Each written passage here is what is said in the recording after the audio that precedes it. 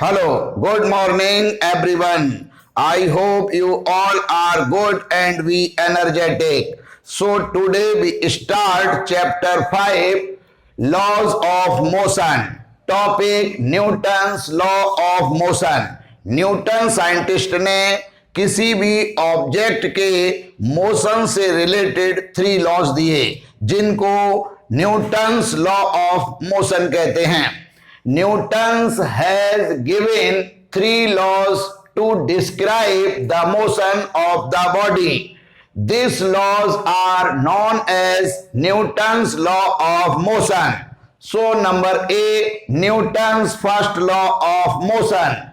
A body at rest will remain at rest and a body in motion will continue in motion in a straight line with a uniform speed unless it is completed by an external force to change its state or rest or uniform motion.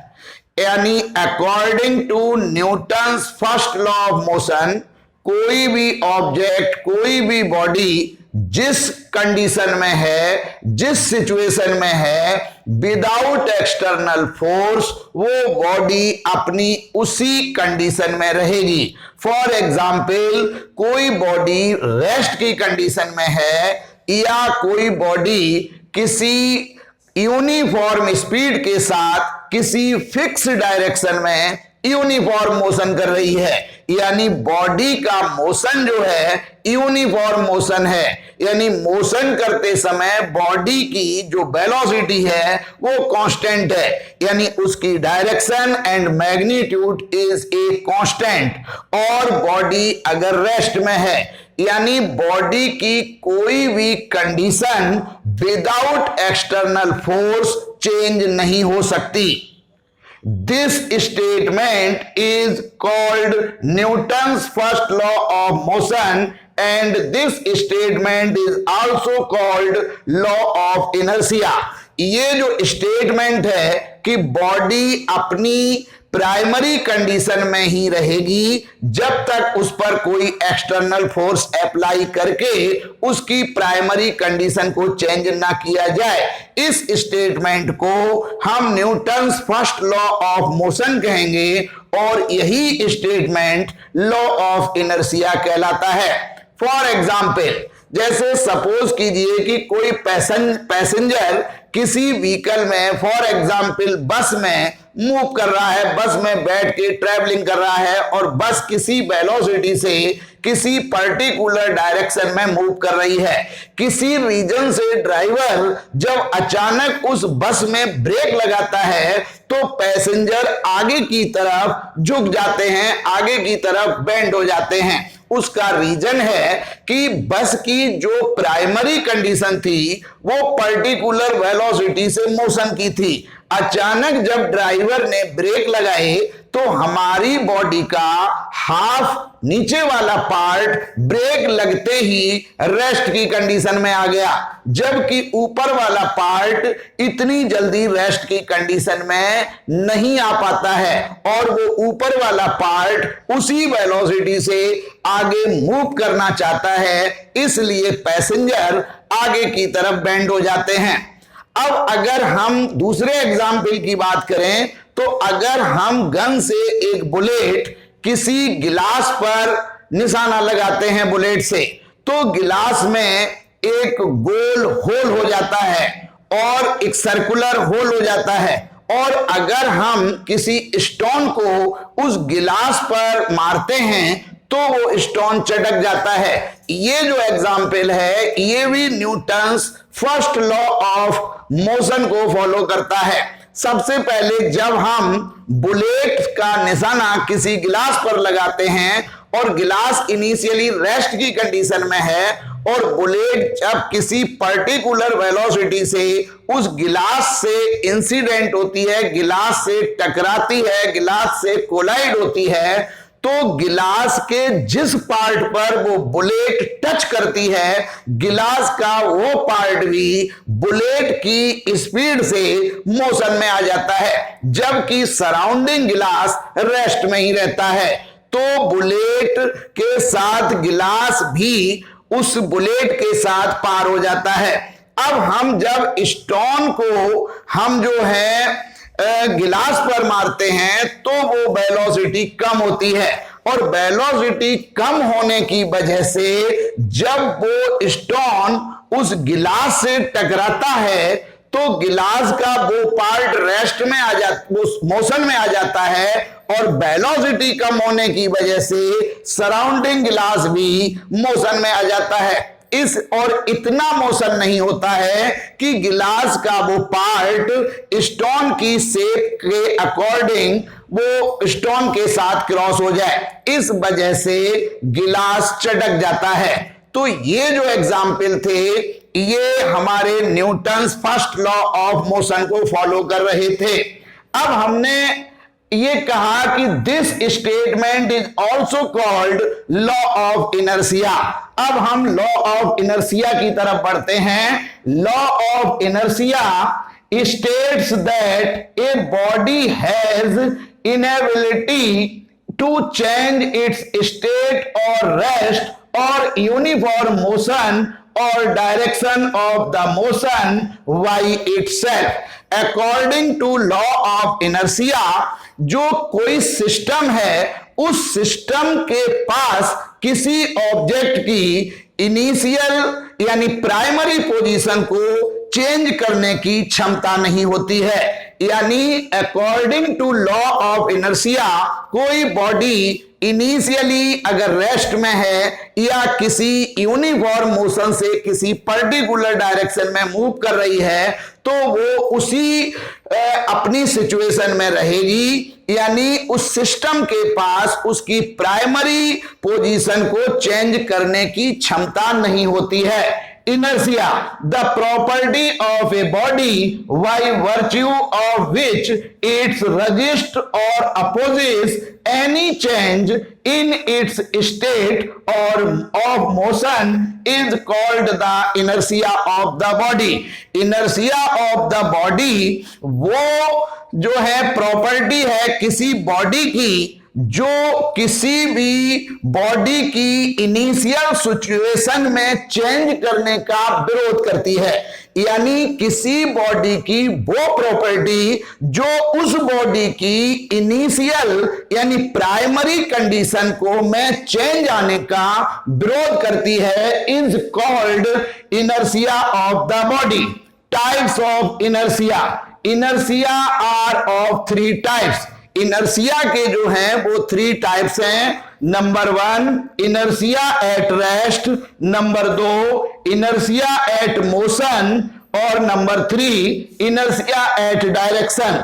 यानी जो हमारे Newton's first law of motion था उसी से related inertia at rest, यानी body अगर rest में है तो विदाउट एक्सटर्नल फोर्स वो बॉडी रेस्ट में ही रहेगी। इनर्शिया ऑफ मोशन, अगर बॉडी किसी पर्टिकुलर यूनिफॉर्म मोशन से मूव कर रही है तो विदाउट एक्सटर्नल फोर्स बॉडी उसी पर्टिकुलर वेलोसिटी से यूनिफॉर्म मोशन करेगी। इनर्शिया एट डायरेक्शन, बॉडी जो है जिस पर्टिकुलर डायरेक्शन में मूव कर रही है विदाउट एक्सटर्नल फोर्स वो बॉडी उसी पर्टिकुलर डायरेक्शन में मूव करेगी। So types of inertia are of 3 types. Linear momentum, the quantity of motion contained in a body is known as the linear momentum. किसी body में motion की जो quantity है is called linear momentum of the body. The momentum of a body is defined as the product of its mass and velocity. किसी body की जो linear momentum है is equal to the product of the mass and velocity of the body. यानी linear momentum is equal to the mass into velocity of the body.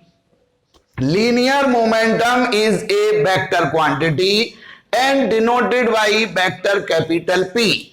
Linear momentum एक vector quantity है जिसे हम capital vector P से denote करते हैं. So linear momentum is equal to mass into velocity. So linear momentum vector P is equal to mass m into velocity vector P. The direction of linear momentum is equal to the direction of velocity. Linear momentum की direction उस body की velocity के equivalent होती है. यानी जो उस velocity की डायरेक्शन होगी, यानी बॉडी की वेलोसिटी, यानी बॉडी जिस डायरेक्शन में मूव करेगी वही डायरेक्शन लीनियर मोमेंटम की होगी. its unit is अब मास इंटू वेलोसिटी, तो unit mass kilogram into velocity metre per second. So unit of linear momentum is equal to kilogram metre per second and dimension is kilogram m1, metre length l1 और second ऊपर जाएगा तो time t-1. So dimension of linear momentum is m1 l1 t-1.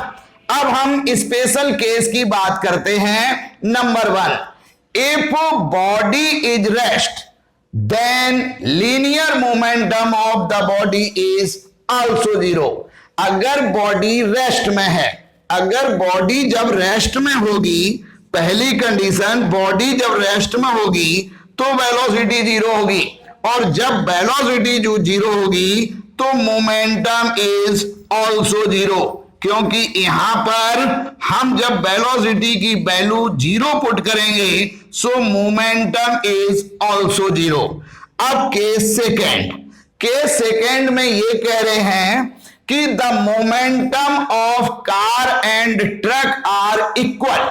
मान लीजिए किसी car और truck का momentum equal है, then velocity of car is greater than truck. यानी अगर कार और ट्रक का मोमेंटम इक्वल होगा तो कार की वेलोसिटी ग्रेटर होगी then truck, because mass of car is less than mass of truck.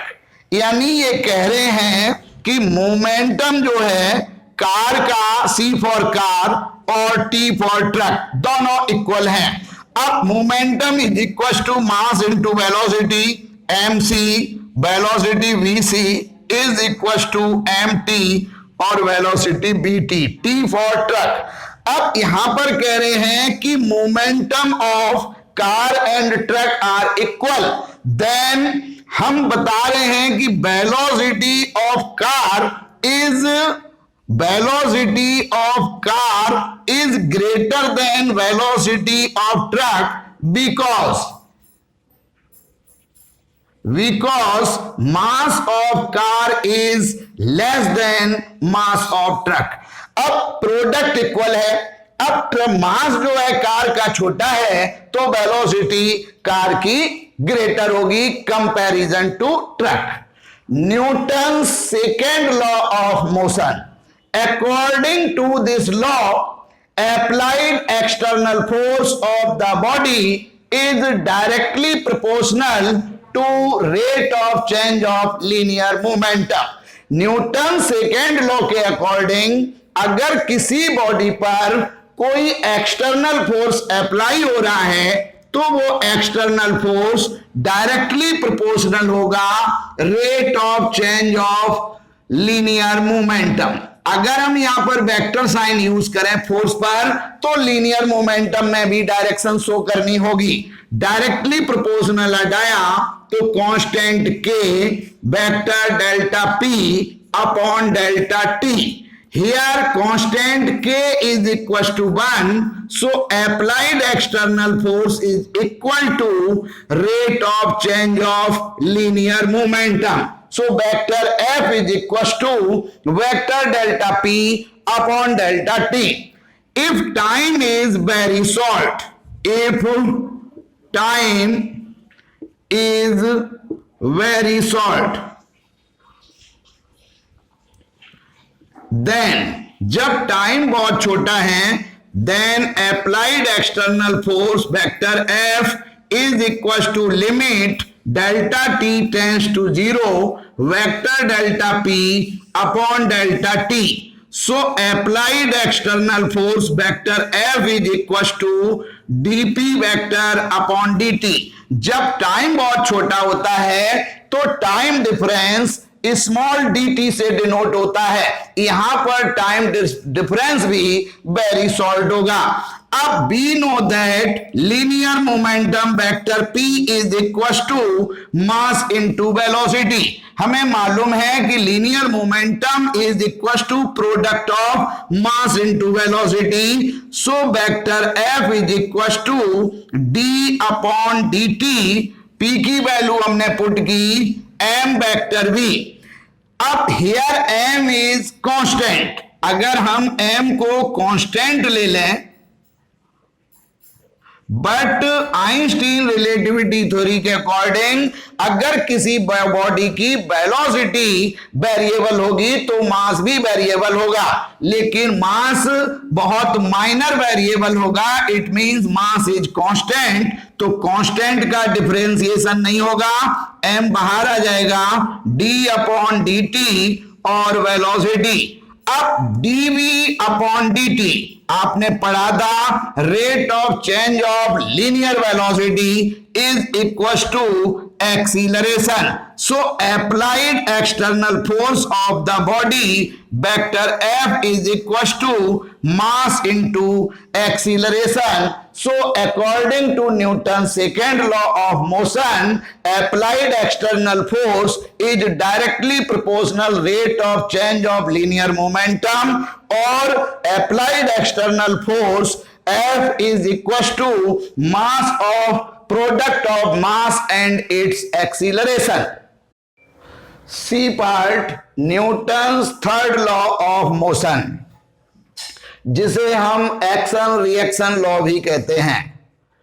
According to this law, whenever one body exerts a force on another body, यानी जब कोई एक body किसी दूसरी बॉडी पर कोई एक एक्सटर्नल फोर्स अप्लाई करती है, the second body exerts an equal and opposite force on the first body.